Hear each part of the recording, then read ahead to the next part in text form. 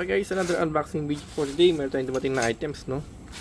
From Shopee again. Yan, ito so naka plastic lang siya pero may bubble wrap naman. Naramdaman ko na. Buksan na po natin. Meron siyang label. Wala namang sign ng pagkabukas. Okay naman yung plastic. Kita-kita naman.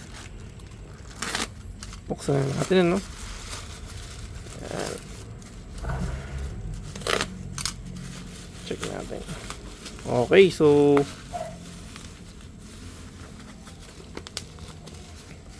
meron tayo ditong 12N4LBS po siya, no? So ito yung kanyang box. Actually yung box niya talagang ang ganda na pagkakagawa ng box sa kanya, no? So ang brand po niya is Moning, no? It's actually Thailand siya, no? Ang galing talaga ng mga Thailand, pero Japan technology nakalagay sa kanya. Ang ganda ng box, guys. Napakaganda ng box. Lagi sa naka-manufacture siya, no? So wala siyang nakalagay ng manufacture niya, no? Kung saan siya gawa. Pero yung ano kasi yung mga sulat, ano? Alright.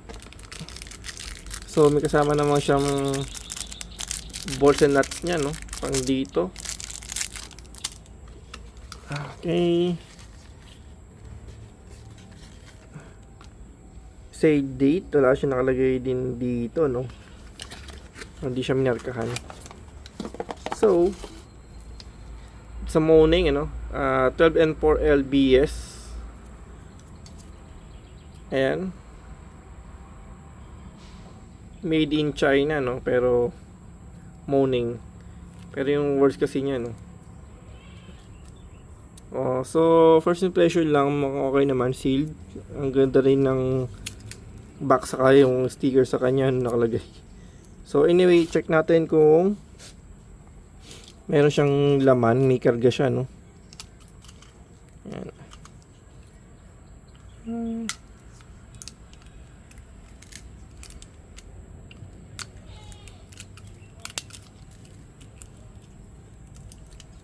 Yun. So may takip pa na pula, nung galing.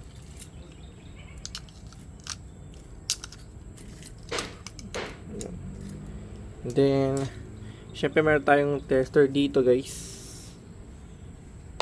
Alright, so negative, syempre yan.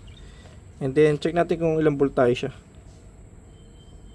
Uy, 12.9 guys, no? Ano po siya, 12.9. Okay, so all goods naman po, no? Wala tayong problema. 12.9 po siya. Yan, kita naman.